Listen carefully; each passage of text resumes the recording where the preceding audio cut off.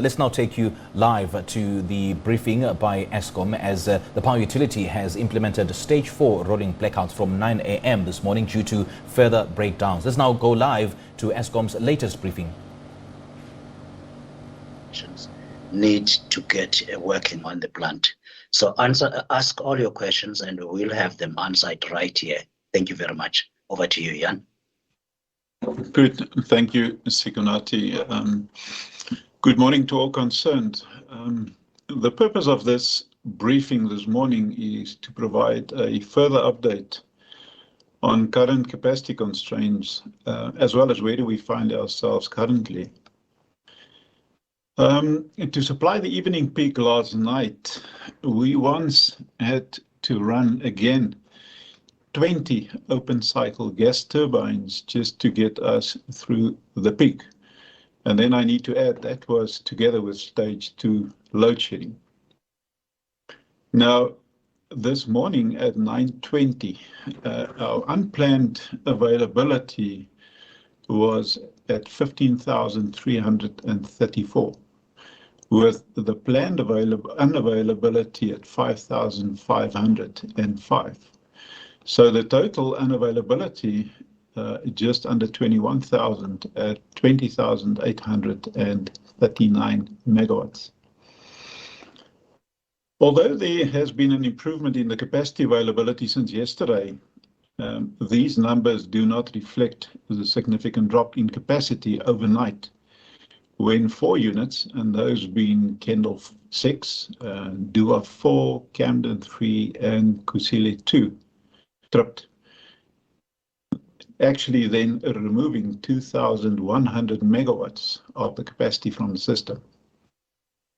Now, this necessitated the running of the open cycle gas turbines late into the night in order to top up the pump storage dams to have that capacity available this morning. Now, this morning at 3:20, the open cycle gas turbines were started up once again to support the system. And this was after it was shut down at about 00:30. So after 3 hours, we had to start up the open cycle gas turbines again. And needless to say, this is during the nighttime where the demand is relatively low. I've decided this morning to give an idea of the logistics involved. Now, we are delivering the last few days 100 tankers of diesel to Ankerlig. So that is every day, 100 tankers of diesel. So that is 4 million liters a day. Now, between Ankerlig and Goriqua, we are using 9 million liters of diesel a day to support the system. Now, at Goriqua, we have an advantage because we have a pipeline that is feeding from PetroSA. But if you take the 9 million liters and you do your own calculation, you'll see that we are actually using a lot of finances, money currently to just top up from an emergency point of view the capacity of the system, which obviously is not sustainable. Now, Eskom and the independent power producers have 3,000 megawatts of open cycle gas turbines installed on the system. Now, should we run out of diesel at these power stations, this capacity would not be available to supply the demand and would necessitate a further 3 stages of load shedding to be implemented. Now, also similarly, our pump storage generation capacity is a little bit less, 2,700 megawatts. And if the dam levels were to be completely depleted, this would require a further 3 stages of load shedding. Now, the combined effect would be a further 6 stages of load shedding. So it is critically important to balance these emergency resources, together with load shedding to ensure we manage the power system safely while keeping the stage of load shedding as low as possible. This morning, we have returned 4 units successfully back to the grid. Those being Majuba 4, Kendal 6, Arnott 2, and Camden 3. We actually returned also Dua 4, but we had to shut it down again because of boiler tube leak. So what how does it look going forward? And Philip will talk a little bit more in detail about that. But we expect to return to service an additional 7 generating units to service by weekend. So it's important to mention that we then also have 16 units that is currently in operation and contributing to the capacity of the country that is running with risks. Now, 3 units at very high risk, and that total about 1,088 megawatts. Another 10 units, which we've classified as medium risk, 3,252 megawatts. And then we have 3 units also, but with low risk, totaling about 1,484. So while we have significant challenges with units that broke down, that is not available to assist with the capacity, we're also running, as I said, 16 units with risks. And what is concerning us is especially the 1,088 megawatts with high risk. Now, to limit the further use of open cycle gas turbines today and tomorrow, in order not to deplete available volumes to dangerous low levels and to create space to deliver fuel to these stations. And as I said, delivery at Ankerlig is by road, so it's tankers, and logistically it is very, very difficult. So unfortunately, because of what I've just explained, and to make 100% sure that we're not taking the diesel levels as well as the pump storage dam levels to a level that is critically low, we regret that we had to implement stage 4 load shedding at 9 o'clock this morning. Now, this stage 4 load shedding, unfortunately, will continue the way we see it up until Friday morning at 5 o'clock. Based on the units that we believe that will successfully return to the grid, we will then reduce the stage 4 load shedding from Friday morning to a stage 2 up until Monday morning. We then trust and we believe by then that we will be out of this very difficult situation that we do find ourselves. Now, we again do apologize for the very difficult situation we are placing the people of South Africa and the negative impact to the economy. However, colleagues, in order to protect and ensure the integrity of the electrical system, proactive implementation of load shedding is required. Again, I would like to thank the colleagues in generation as well as in system operations for the very hard work and trying their level best under extremely difficult conditions and situations. Colleagues, please keep focus and let's get through this very trying period. I would then like to hand over now to Philip Tekashi, our Group Executive for Generation, in order to provide a little bit more detail on the generation performance, as well as a look ahead towards the weekend. So thanks, Ikonati. Thanks, Philip. If you can then take over. Thanks, Jan. Good morning, everyone. So I think Jan has covered in detail the units that we have lost, so I'm not going to go through them in detail, but just to say that over these last 3 days or so, what we are seeing is much more than what one would have expected.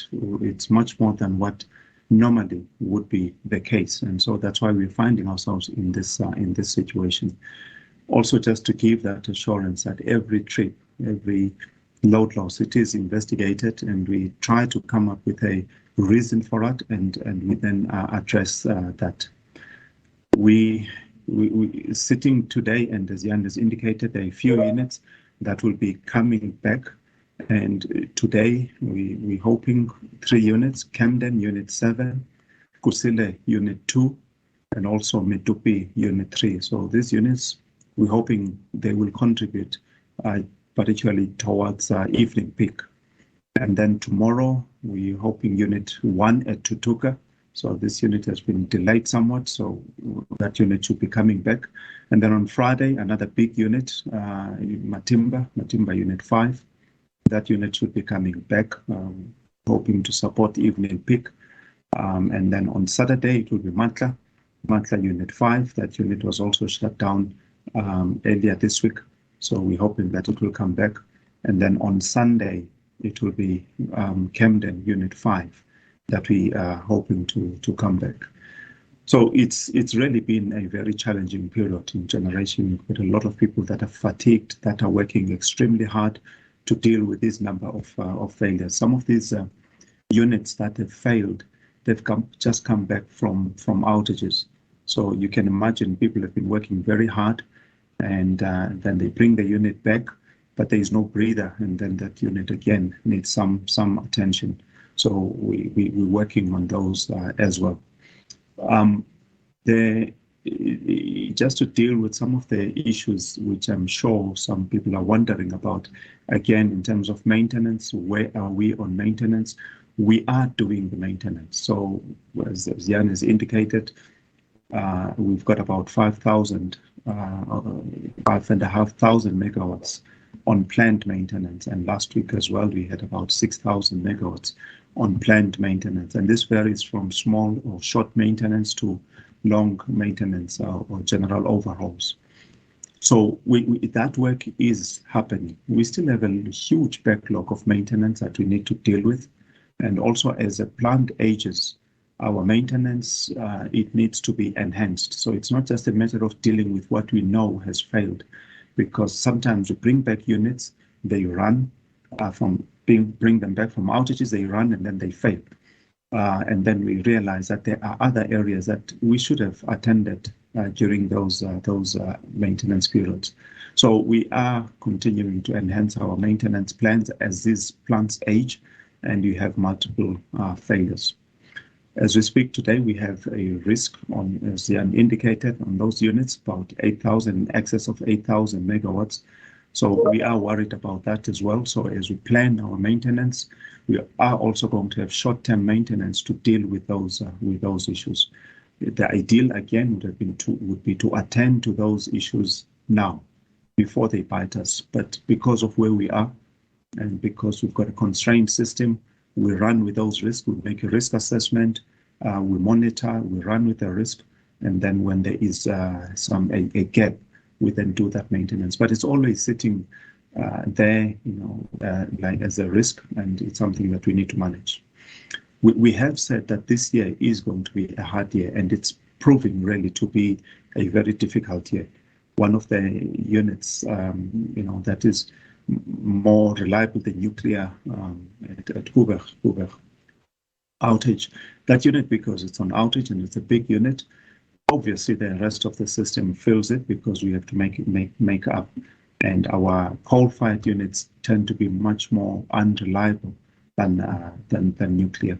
So yes, this year is going to be a hard year, and we are experiencing that. But I can give that assurance. We are doing all we can. We are working extremely hard to try and deal with the issues that we are facing at the moment.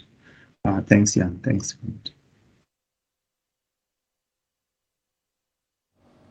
Thank you, Philip, and thank you, Jan. Colleagues, Philip Dugashe is the head of generation.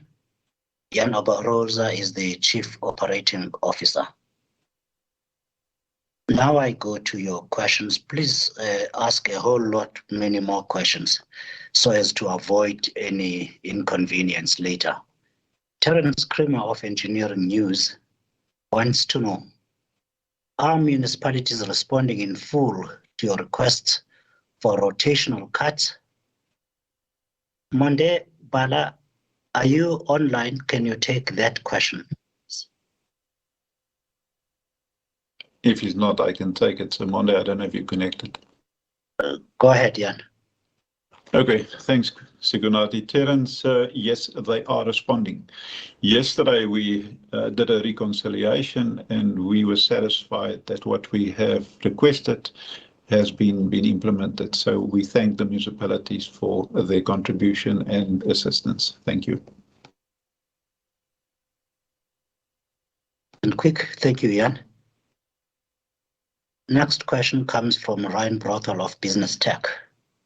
Just to clarify Mr. Oberholzer's statements, would Would that be stage 6 load shedding at a worst case scenario with diesel and dam shortages, or stage 10 load shedding?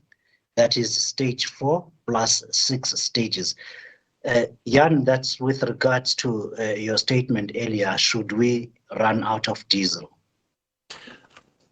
Ryan, this would be in addition to whatever stage we have implemented. So should we be in stage 2 where we are now, and we're running completely out of diesel and completely out of water, and we then have to implement load shedding, then it means that there's up to 6 stages of load shedding. So we will do whatever we can to make sure that we limit that. And this is why this morning, very early this morning, we took the decision that we rather implement stage 4 load shedding to make sure that we don't get close to the situation that we are running, that we actually have depleted all our water as well as all our diesel.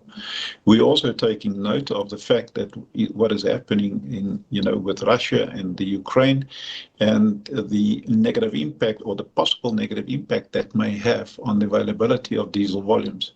So I trust that I've answered your question, Ryan.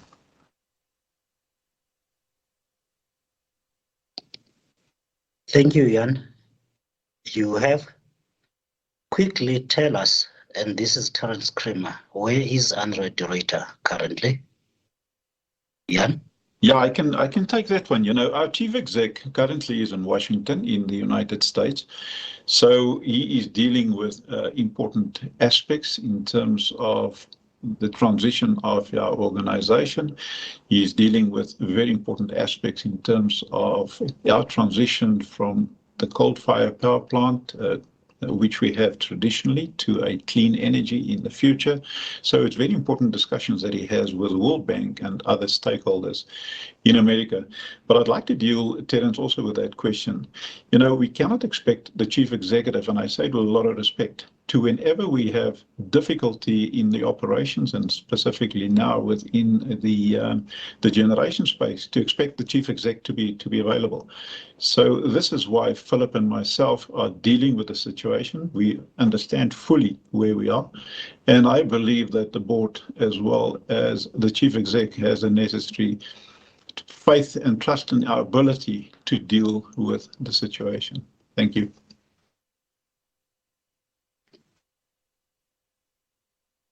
Thank you, Jan. I have a question from Mia Lindiki of Eyewitness News. It is raining in Gauteng and there is a storm in KwaZulu-Natal.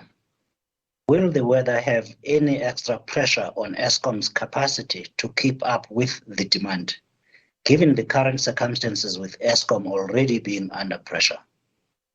Jan, Philip, does the rain impact your ability to generate electricity? Philip, if you want to take that one, please. Yeah, so it does increase the risk, particularly if it's raining in the areas where the coal-fired power stations are, because you're dealing with wet coal and then you have to transport it. And we're also finding this with Medupi, with their open conveyor, so it increases the risk. But in all of these stations, we have a plan, and I think we did communicate that those rain readiness plans have really yielded the results. We're seeing much lesser issues associated with rain. We did pick up at Majuba with the previous incident, and that is being corrected and that is being addressed. But in most of our stations, we have the rain readiness plans, and those plans are robust. They have been tested, and over the last year, they have really proved to be successful. They have really served as well. Thanks.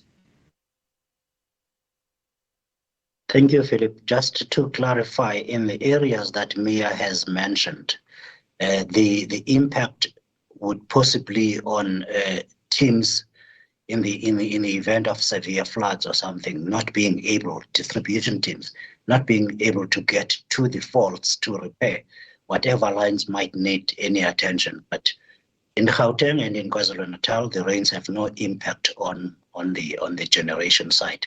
That is for coal. Thank you for that. Francois Williams, I think that's News 24.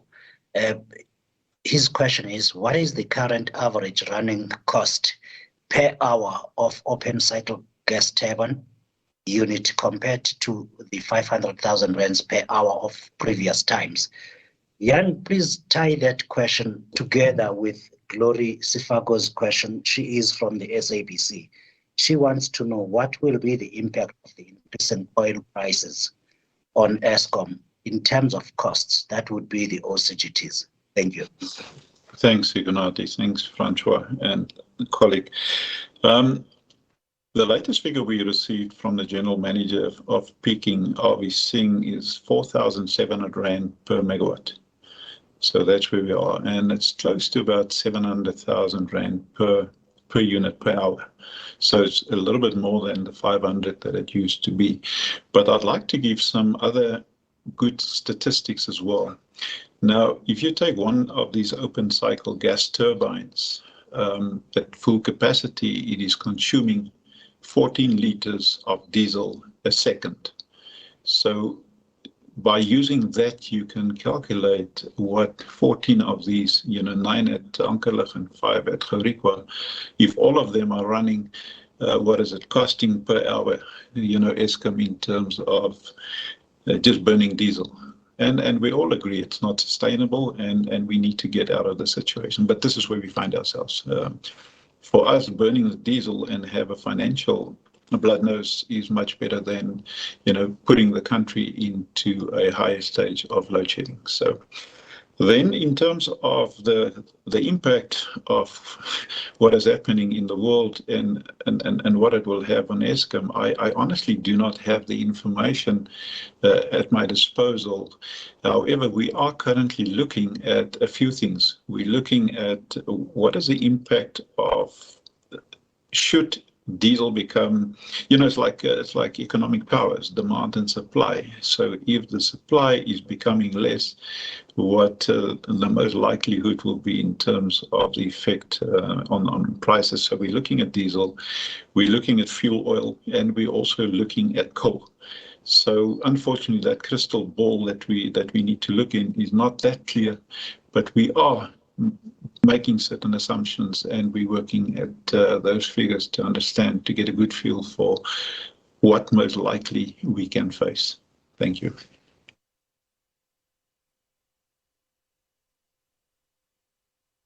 Thank you, Jan. Peter Tat Montalto is an analyst, an energy analyst. His question is, can you explain more about your OCGT budget in the fiscal year from April in light of the low tariff award and lack of hedges? Do you keep spending and cut maintenance or costs elsewhere, or is there a hard ceiling at these oil prices? I'm going to ask Caleb Kasim, the Chief Financial Officer, to answer that question. We did deal with the OCGT budget yesterday. And I just wish to also add this before you speak, Caleb, that Eskom buys its diesel directly from the refiners, Petro SA, Astro, forgetting the name, Astront, the company that used to be Caltex. So we get those directly at the market prices minus some discount for bulk buying. Caleb? Yeah, thanks for that, Peter. I think the first point I just want to highlight is we do know historically the amount of allowance from the regulator for OCGTs in terms of load factor, as I stated yesterday, was around 1%. And to Terrence's question yesterday, NERSA indicated that allowance is now, but we haven't seen the detailed reasons for decision, around 3%. And based on the historic average price, we would expect that to be around a 3 billion budget in the NERSA decision. Obviously, this excludes where the prices are currently based on the Ukraine and Russian war. But Peter, we're working on a similar rand amount spend to what we will incur this year, around 6 billion rand. And at the end of the day, you are correct, it gets to a point that we've only have so much liquidity to meet all our other operation as well as debt service commitments. So there will have to be trade-offs. We also have an appreciation of what the plant needs in terms of capex and technical outage capex, and that balance needs to be taken into account. Maybe the last point I just want to make for the audience. The OCGTs is 2,000 megawatts, and as Jan and Philip are stating, the shortfall that we experience is beyond 2,000 megawatts.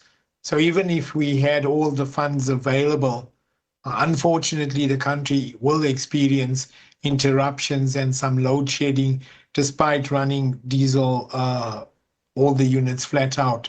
So this is the challenge and the balance we are trying to create as Eskom and for the country, as Jan has stipulated.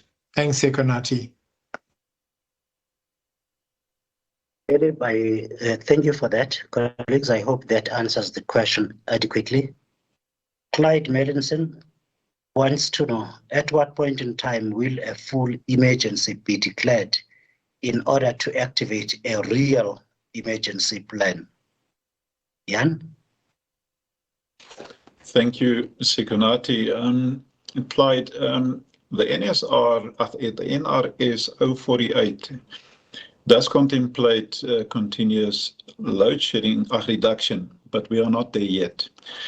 That would, as an example, be continuous load shedding, say stage 2 for a ongoing period.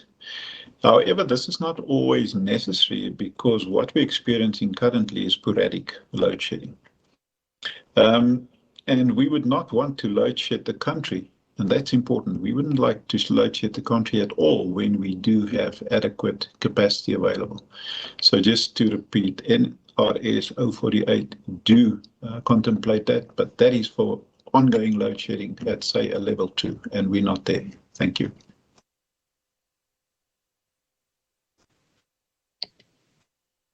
Thank you, Jan. Diane Hawker of Times Live Video wants to know, why is Eskom so heavily reliant on diesel supply? Is this a normal situation or is it caused by the breakdowns? Considering there are concerns about how much diesel is available, is Eskom talking to major diesel suppliers to get more diesel urgently? 9 million liters a day sounds like a lot, she says. Jan? Yeah, thanks, Sekonati. 9 million liters is an awful amount of diesel. If you take when we order ships, that is usually, 30 million, maybe a little bit more than 30 million. So to burn that amount of diesel is, number one, unsustainable, and, the logistical arrangement is a nightmare as well. So have we designed and implemented these open cycle gas turbines for base load the way that we're currently using it because we shy on capacity? No, we haven't. It was always intended to be a peaking, and this is why it's part of our peaking portfolio for peaking conditions, typically early in the morning and late in the afternoon when there's a lot of demand in the country. So it was never designed that way, but unfortunately because of the system that is not performing the way it's supposed to, for various reasons, we have to use it extensively. So that's where we find ourselves. So are we talking to the diesel suppliers, believe me, on an ongoing basis? I think, are we seeing the general manager picking? Whenever I phone him, he's already got the answer. I don't even have to ask the question. So there's an ongoing engagement, and there's a very good relationship between the suppliers of diesel and ourselves. And that's actually where I was yesterday as well, at Mossel Bay with Petro SA, and so was Avi. We are looking, and we will go to the market very soon to invite the supply of gas. We've already implemented dual burners a few years ago on all our open cycle gas turbines. So we are looking now at perhaps, and not that we will take away the dual capability of moving away from diesel, but that we would like to perhaps use to move over to gas, which is much cheaper, and perhaps logistically, currently a difficult situation, but in future perhaps not. So that's what we currently doing. Thanks. Thank you, Jan. The next question from Francois Williams. Please give us a full list again of all units currently out of service with reason for each outage, e.g. Medupi 3, boiler leak. Francois, we did email such a list yesterday, and as you do know, that list will keep changing. I don't know if you are able to, Philip, to give at the top of your head what list you may have currently. And of course, we can again send that out. Let me repeat again, that keeps changing because something gets fixed and another unit breaks down the next hour or minute. Thank you. Thanks, Konati. So what we sent out yesterday, it's a units at risk. And what we've communicated this morning is some of the units that have come out recently over the last two days or so in terms of forced maintenance. So what Francois is asking, yes, we can make that available. I will just need to compile it because it will look at all those units, even in terms of planned maintenance. So that we can do, and we can make that available today still. Thanks. Thank you, Philip. Tony Mgambi of Newsroom Africa says, the quality of maintenance of these power stations is clearly in question. Who needs to lose their jobs between power station managers or Eskom executive heads? Are you looking overseas for expert engineers who can maintain old and failing power plants? Jan, I'm going to ask you to answer those questions, but before you do, I will preface by telling Tolly and the people of South Africa what they already know.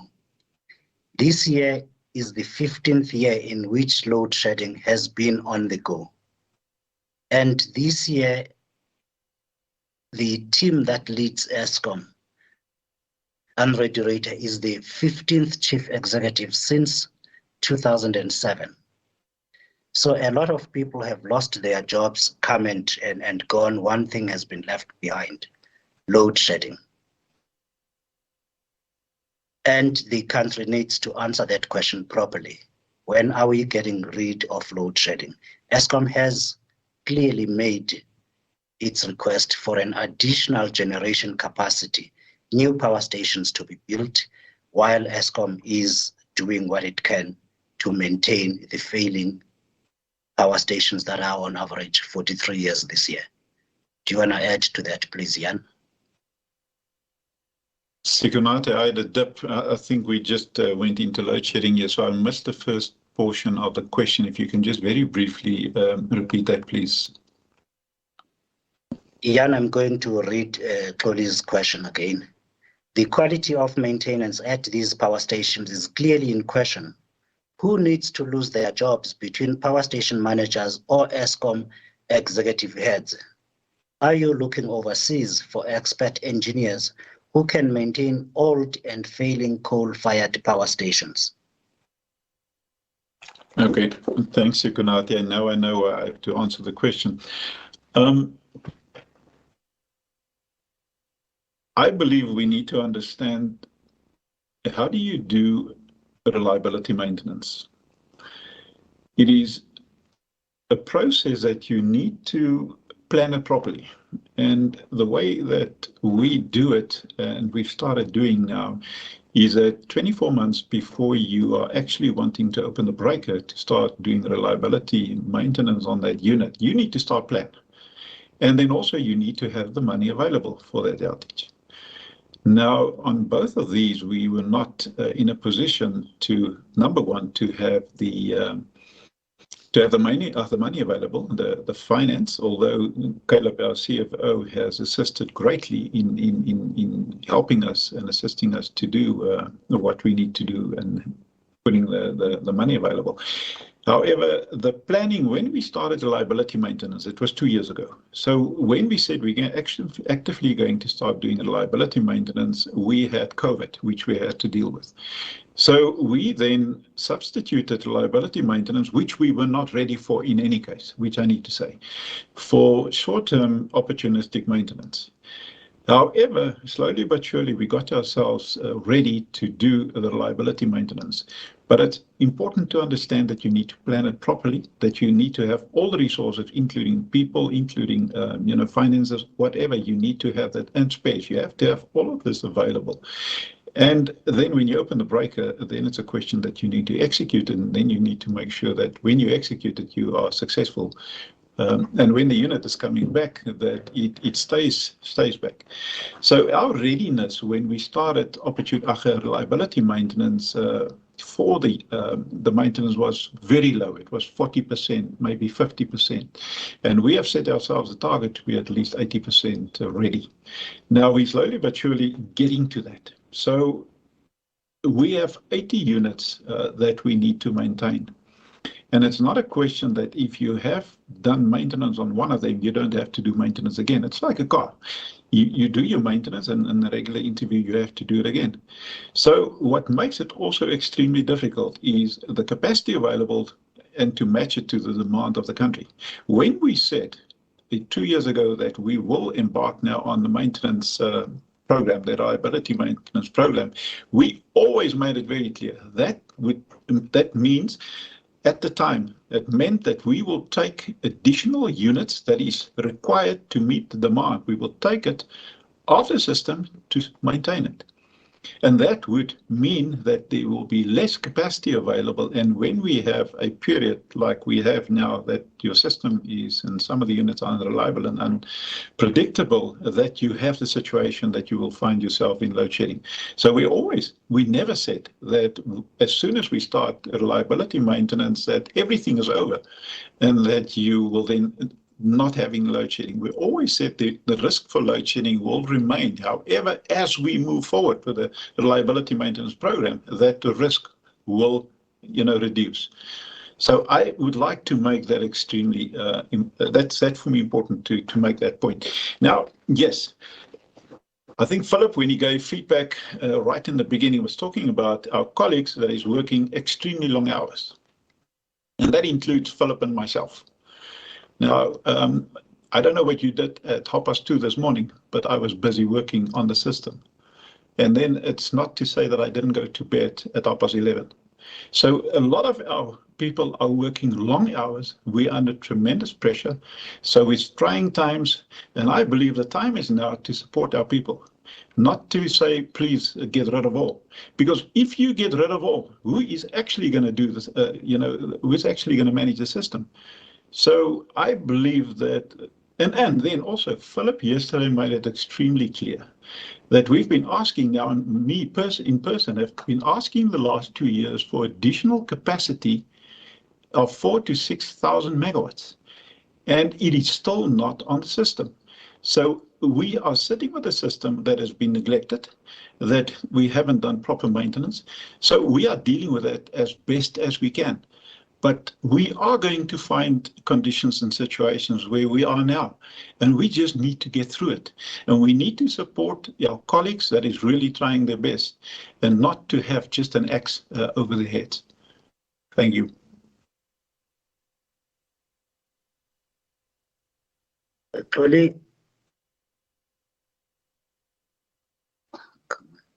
Tolly, I hope that answers your question about who needs to lose their jobs. Mariam Isa of EE Business Intelligence wants to know, is stage 8 the highest stage of load shedding? What happens after that, if that is the case? Jan, can we go higher than stage 8 load shedding? Yes, I'm sure we can.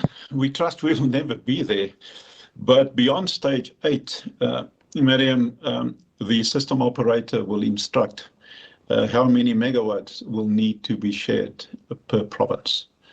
So that's where we are currently. So when we're at stage 8, that's a decision that will be made then by the system operator in order to protect the integrity of the system and that we don't find ourselves with a high risk of any possible blackout. So that's the job of the system operator.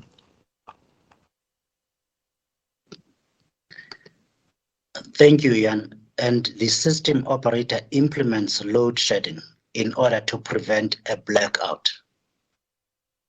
Janine Erasmus of Business Day. Do you want to add something there, Jan? No, you were spot on, Sikunati. Thank you. The Business Day's Janine Erasmus wants to know, do you have an idea what the average energy availability factor has been for the year so far? Has the maintenance backlog increased during the last 2 months?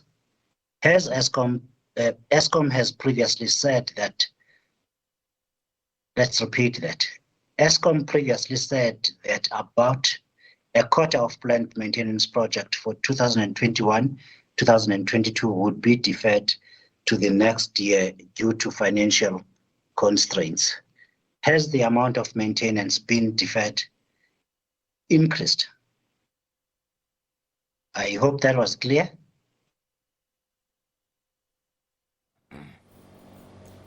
Jan, I shall repeat. All right, there we go. Another day, another bout of load shedding.